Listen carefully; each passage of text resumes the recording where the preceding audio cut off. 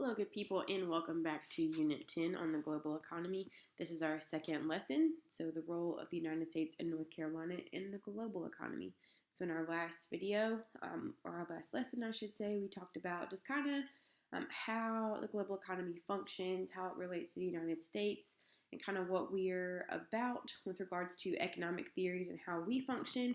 And now that we know all of that, we're going to go ahead and talk about how the United States and North Carolina actually interact and what we contribute and what we kind of take away from the global economy.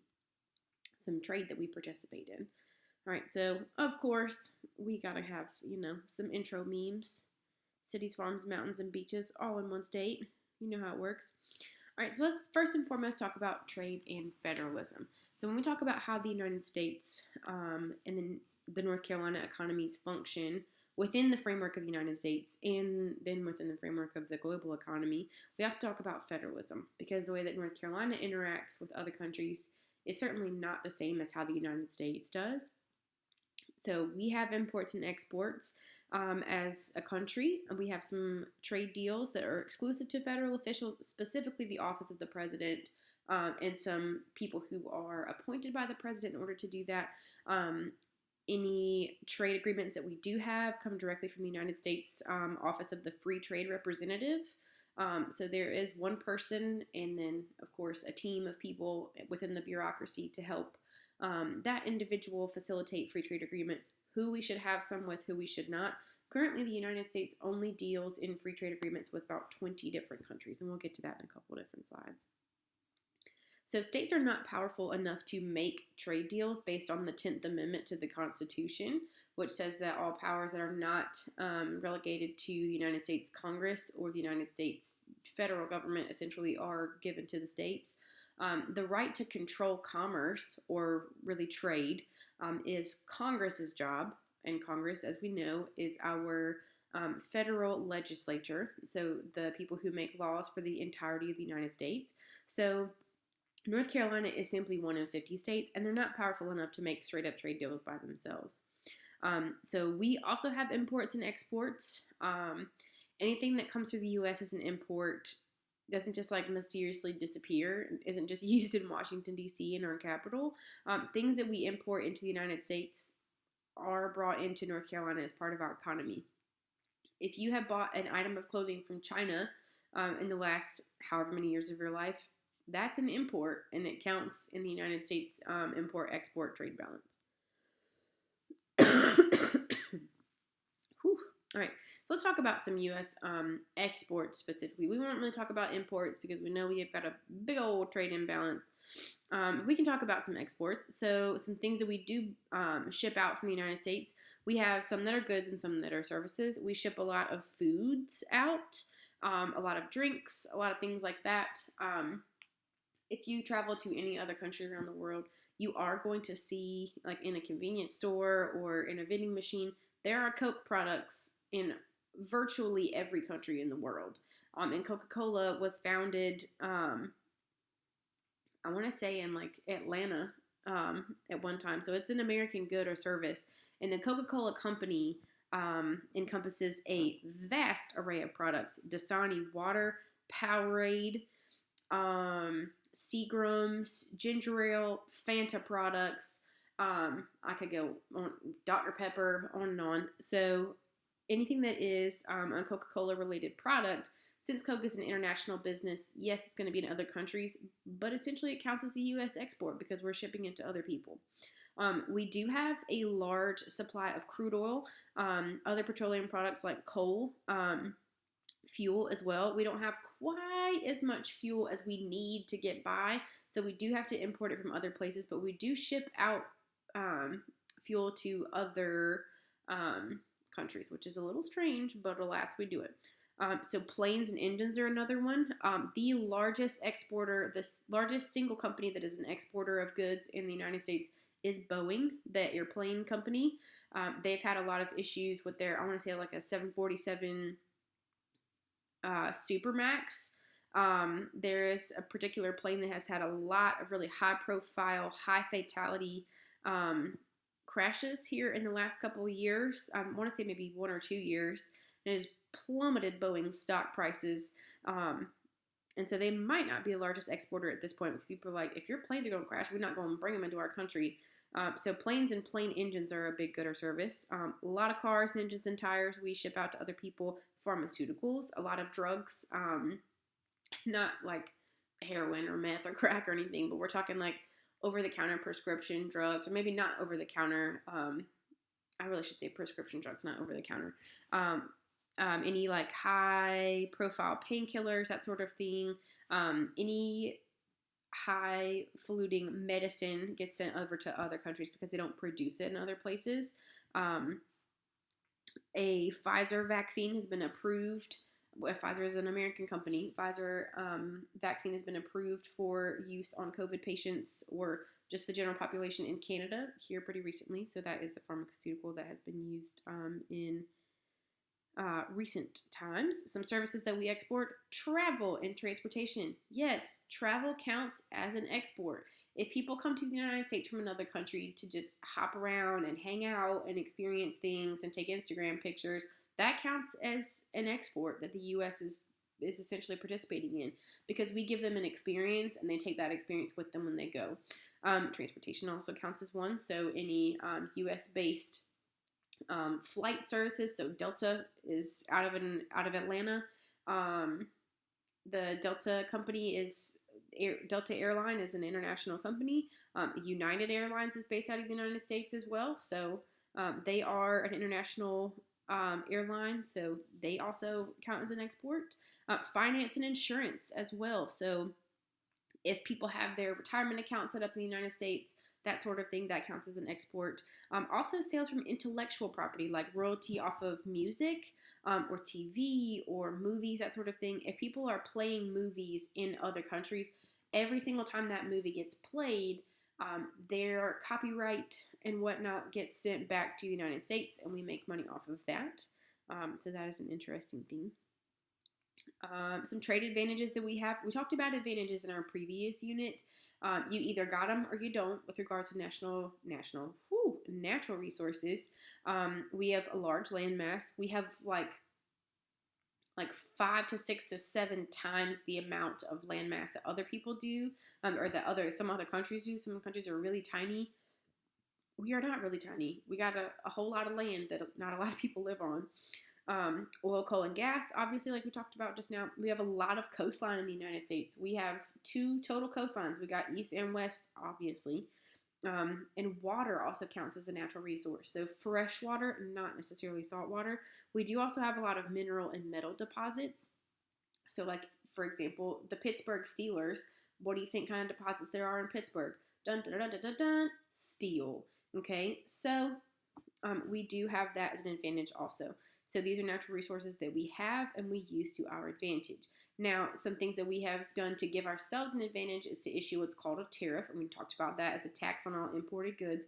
We in the United States do not participate in tariffs on agricultural products. So any food product or food beverage or feed for livestock or for domestic pets, we do not participate in. However, we have an average 2% tariff on all non-agricultural products. Now, some specific goods and services, that is a little bit increased. Obviously, an average that's what it means.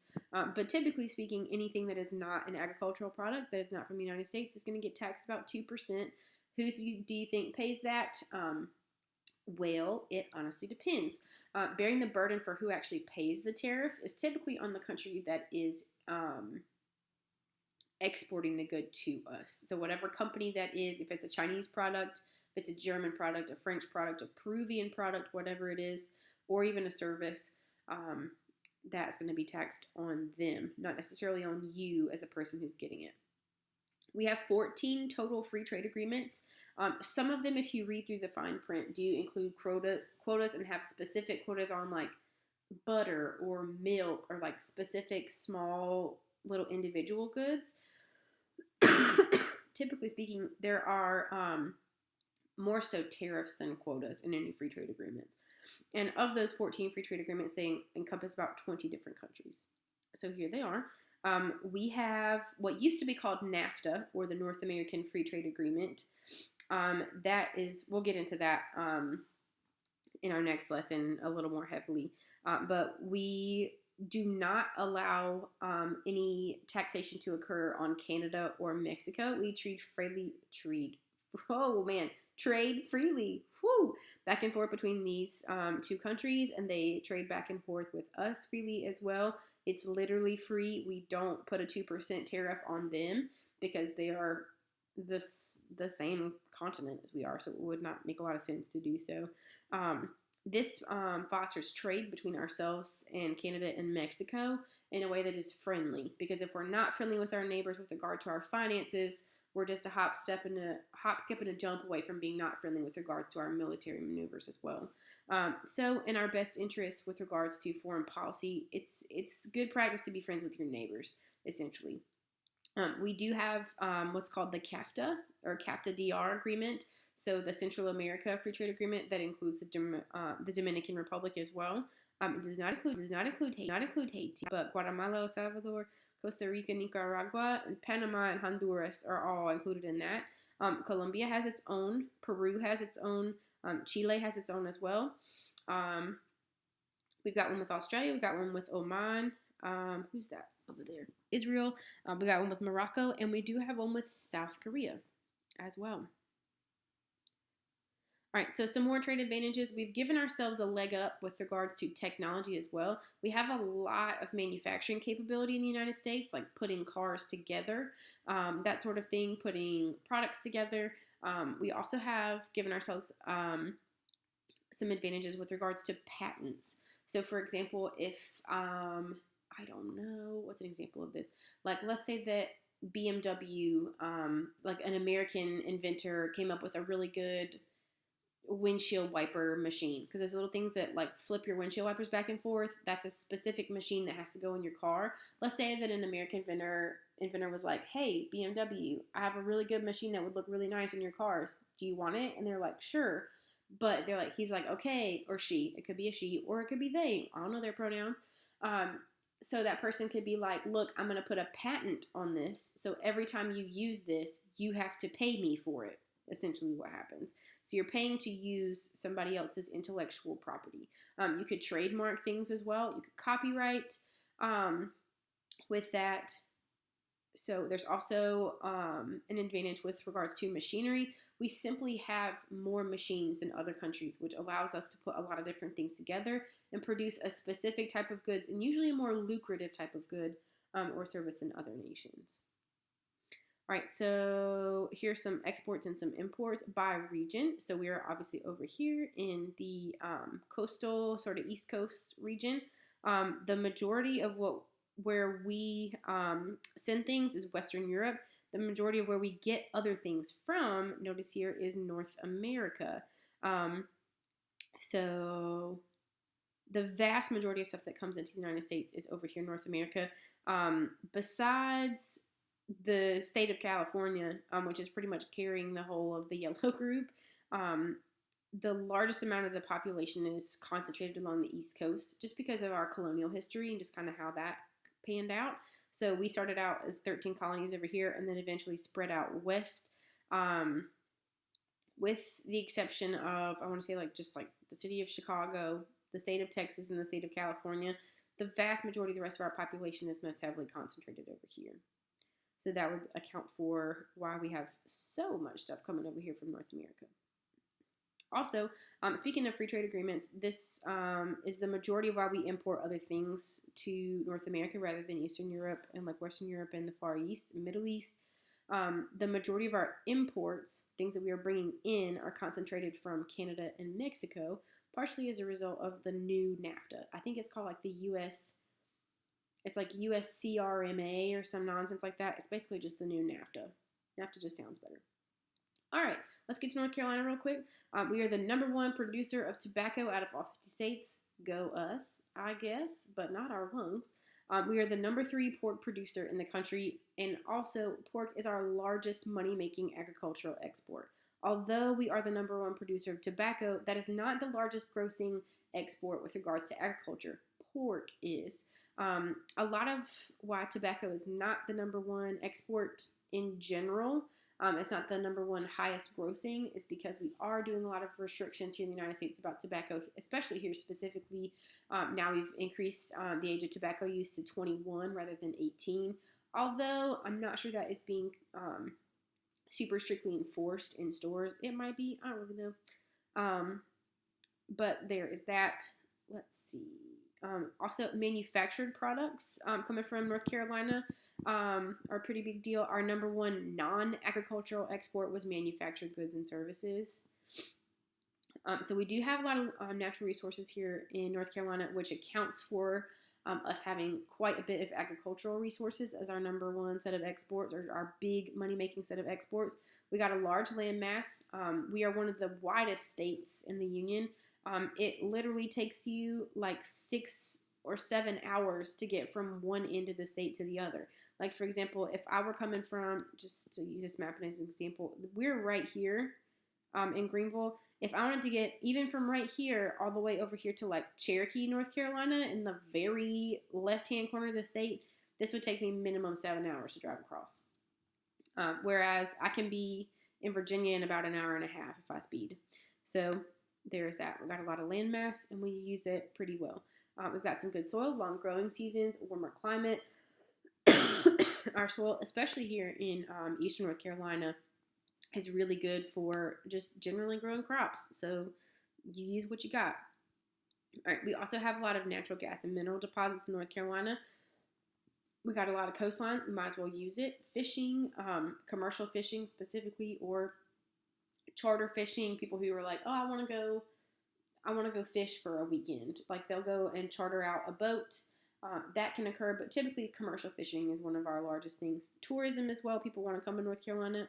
Shockingly enough, they do want to come over and hang out. So here's some of our agricultural products. Here's where I'm from. This little wonky looking county right here. This is Richmond County. I'm from like right there. So we're from peach country. Cotton, hogs are a big deal over here. I grew up like literally a mile through the woods from about 100,000 pig pork farm. So that's super fun and very smelly. So there's that. I tried to tell you I grew up in the cut. Here we are over here in Pitt County. Where's the outline of Pitt County? There we are. Okay, here we are over here. We've got a little bit of soybean action going on. There's corn down here. There's a lot of fish going on over there. Shrimp, all that good stuff. Oysters. Some more trade advantages. We do not have tariffs and quotas in North Carolina.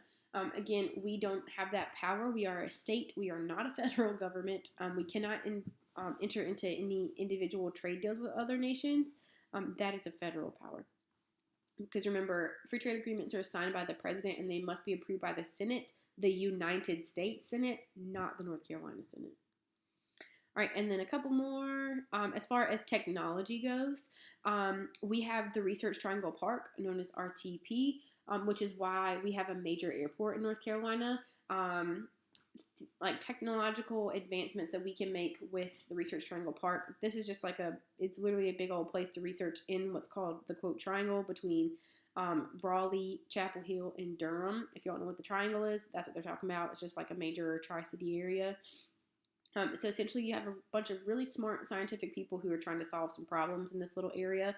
And it is big enough to the point where we now have nonstop flight service from different major cities because of how often technology companies are sending people back and forth to North Carolina, specifically Raleigh. So RDU International Airport has got some nonstop flights. I know Seattle is a big tech town as well.